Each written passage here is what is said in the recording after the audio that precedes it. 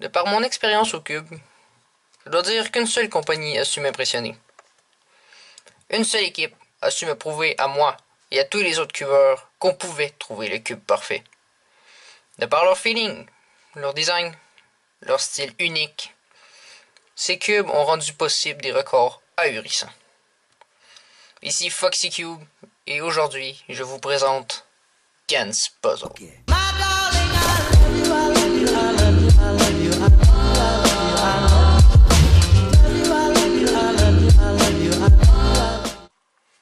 En 2013, un jeune étudiant du nom de Gian Zhong, un chinois, a décidé de créer un nouveau Rubik's Cube dont il donnerait le nom de Gans 3.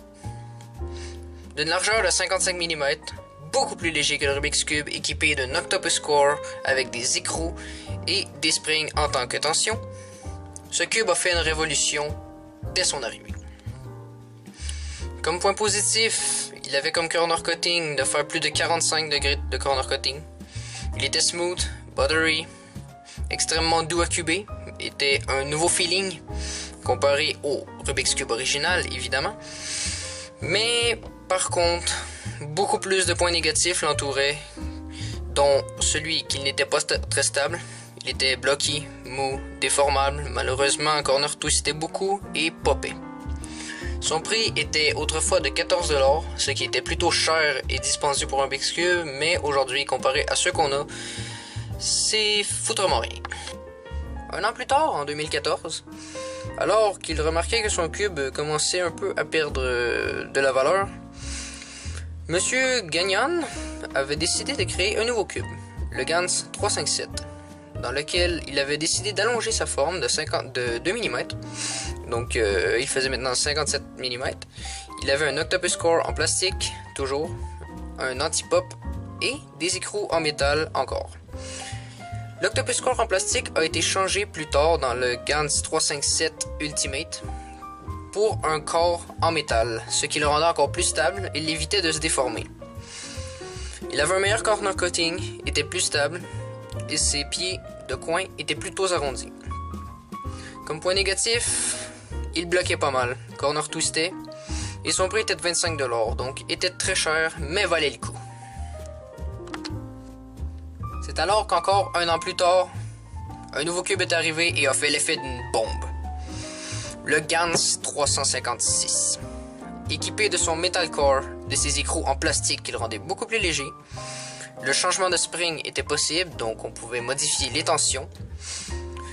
Il avait les centres plutôt arrondis et ses pièces étaient faites en 2 pièces. Donc on avait la partie noire par laquelle était vissée avec une partie blanche, ou primary comme on peut appeler. Les 2 pièces sont vissées ensemble et c'est ce qui est toujours gardé dans les Gans Puzzle de nos jours. Comme point positif, le corner cutting était toujours de mieux en mieux amélioré, passait au-dessus des 45 degrés. Il n'avait pas de pop, ses centres étaient arrondis, comme je l'ai mentionné. Mais ses points négatifs, il était extrêmement instable, bloqué. Malgré son turn smooth et très délicat, il bloquait et était trop déformable, donc personne n'était capable de bien le manier. Et voilà le problème. Le cube coûtait 30$ et c'était vraiment cher. Est arrivé ensuite le Gans 356S. Pourquoi S? Parce que c'est une remasterisation du Gans 356. Donc une remasterisation qui voulait dire que le cube a toujours été amélioré. Donc premièrement par son changement de center caps. Je vais vous montrer à l'instant. Donc on voit ici, regardez un petit peu les coins. Ils ont été arrondis. Cela facilitait le passage d'un coin que je vais essayer de vous montrer à l'instant. Le passage du coin sur la pièce. Donc si vous regardez, on voit que la pièce, ici, passe parfaitement. Ce qui améliore encore plus le corner cutting. S'il n'y avait pas la pièce un petit peu en penchant, ça bloquait et ça faisait chier, ça faisait chier en résolution.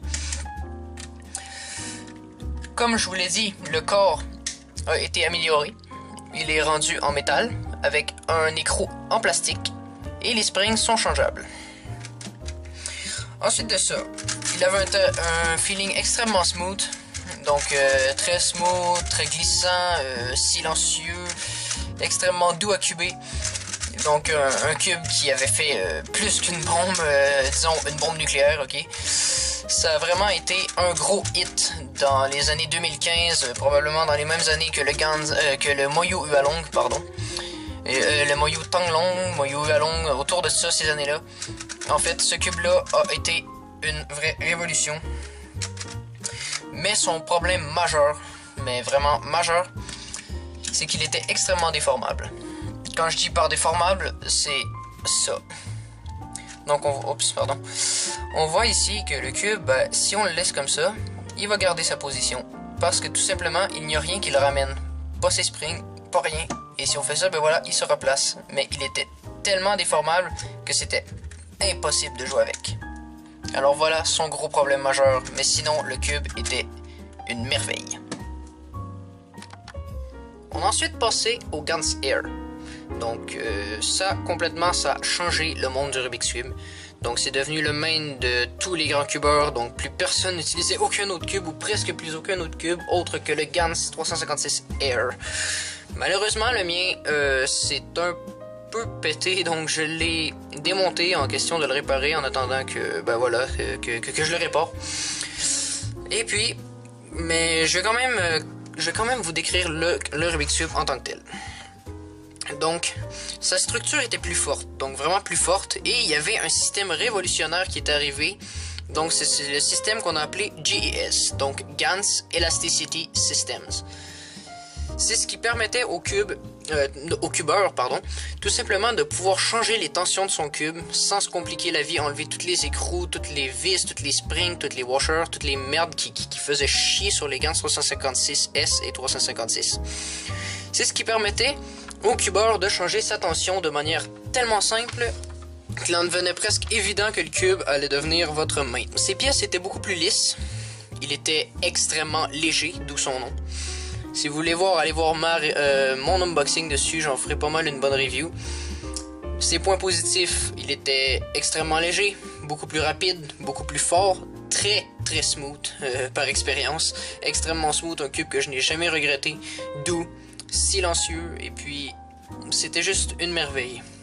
Son seul problème, ou ses deux seuls problèmes, c'était que ses GES étaient brisables. Donc j'en ai brisé deux, je crois, deux GES jaunes, et ça m'a un peu fait chier parce que ben voilà, c'était mes préférés, que si on en brise deux, ben il n'y en reste que 5 et on est obligé d'en mettre un autre dans le cube. C'est pour ça qu'il est pété et que je dois en attendant trouver un autre cube ou un autre GS.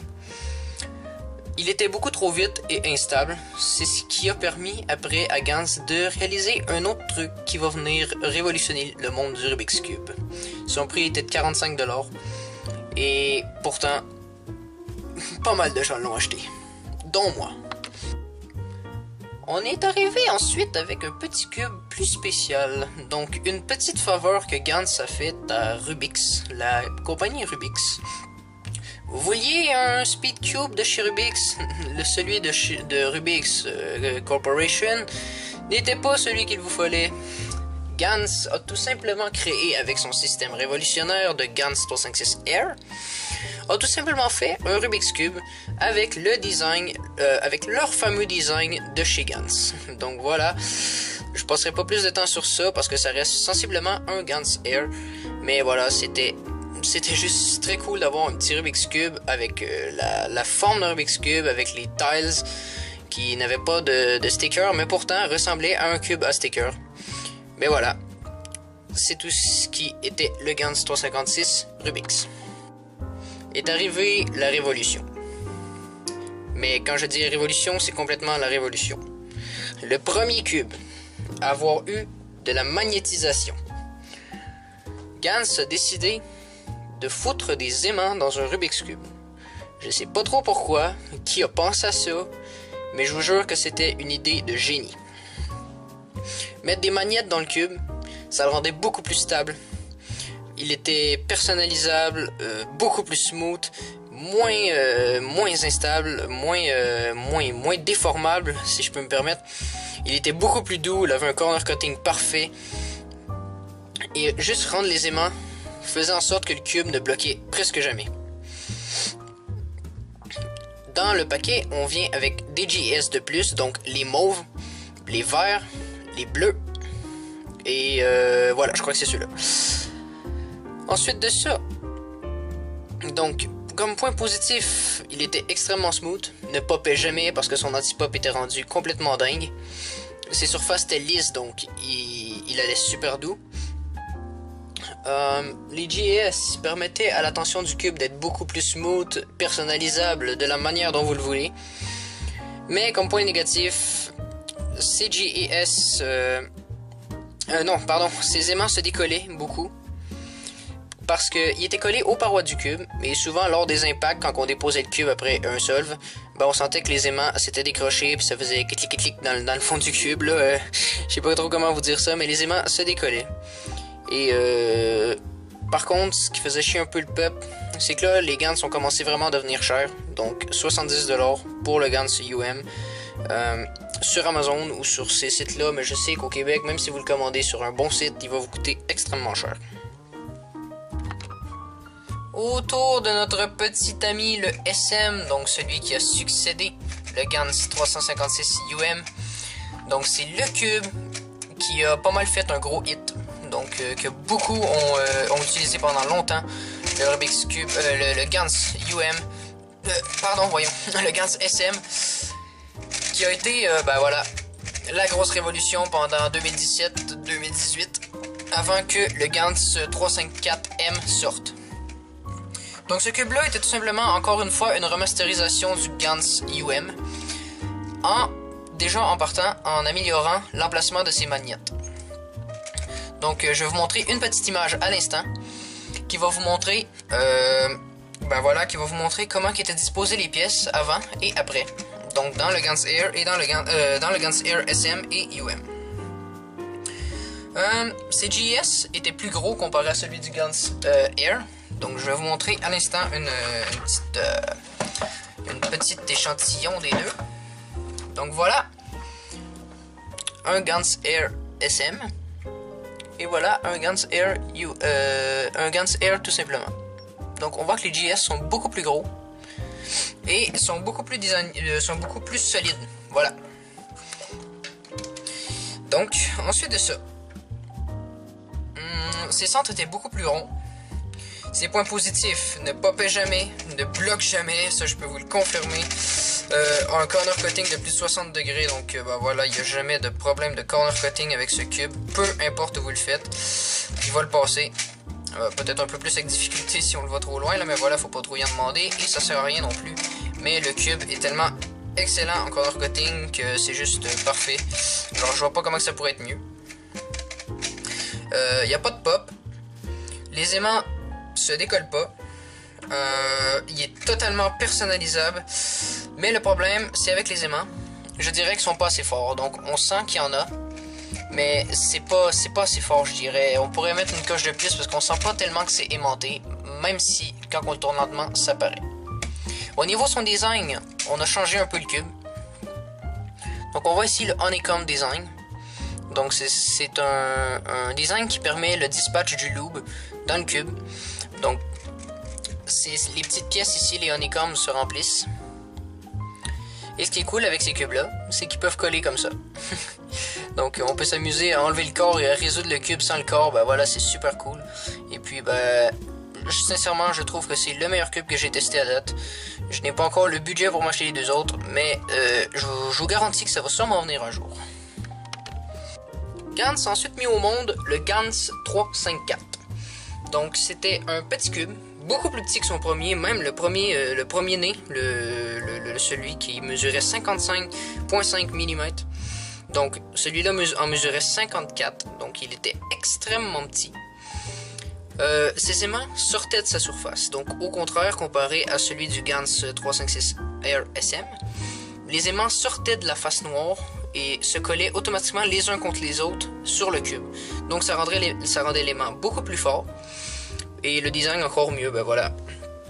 Le Honeycomb Design a été répandu sur toute la surface du cube, pas seulement sur les pointes. Et comme point positif, justement, ces aimants étaient plus forts, il était beaucoup plus stable, beaucoup plus smooth. Déjà en partant, il était beaucoup plus solide. est totalement personnalisable. Le problème avec ces aimants, comme on peut voir aujourd'hui avec le nouveau Gans, c'est qu'il n'était pas personnalisable. On ne peut pas changer la force de l'aimant, donc il faut se faire avec l'aimant qu'il y a. Si ça nous plaît pas, ben tant pis pour vous, c'est le problème. C'est ça qui a fait encore changer Gans pour une petite merveille de plus. Le prix du cube est 90$, ce qui est sensiblement décourageant. Et pour la plupart, vous aurez peut-être pas envie de payer ça parce que c'est juste complètement fou. Mais bon, y a rien que les fous qui changent pas d'idée, hein, justement. Et maintenant, on est rendu au dernier né. Donc, c'est déjà la fin de cette vidéo. Je dois vous présenter désormais le Gans 356X. C'est celui que probablement tout le monde dit que c'est le meilleur cube au monde. Donc celui avec lequel on peut changer les aimants par des petits bâtons, comme je vais vous montrer dans les images. Les magnettes sont plus forts selon la couleur. Les GS sont complètement changeables. Il y en a des nouveaux. Le Honeycomb Design est partout.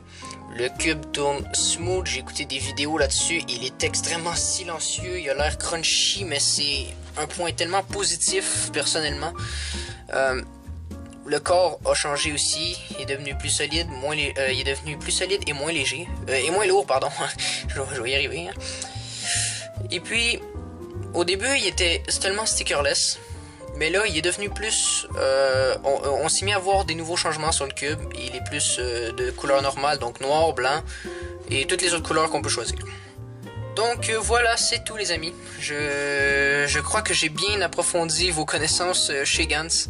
Donc oui, évidemment, il y en a des petites exceptions que j'ai pas présentées parce qu'ils n'étaient pas nécessairement des gros hits dans le Rubik's Cube, mais qui ont quand même été là. Donc je parle surtout d'un Gans 356S, Gans 354S, pardon, ou Gans 354M.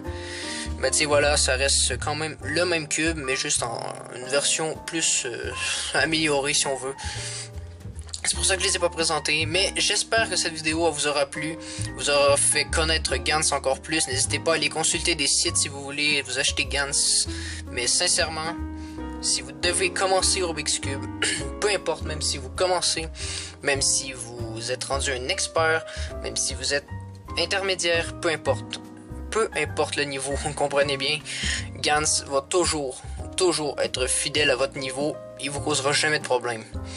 Même si vous êtes bon niveau, que vous voulez vous monter vos temps, ben voilà, je dis souvent que prendre un cube trop haut, ça vous servira à rien, mais au fond, je sais pas trop pourquoi je dis ça, parce que au contraire, ça peut vraiment vous aider. Ça peut vraiment vous aider à améliorer vos temps. Au début, vous verrez pas beaucoup la différence, mais c'est en montant, en vous améliorant et en continuant que vous allez remarquer réellement ce que Gans fait dans le monde du Rubik's Cube. Donc, je vous remercie d'avoir regardé la vidéo. J'espère que vous aurez aimé. Et puis, je vous retrouve dans très bientôt. Ciao!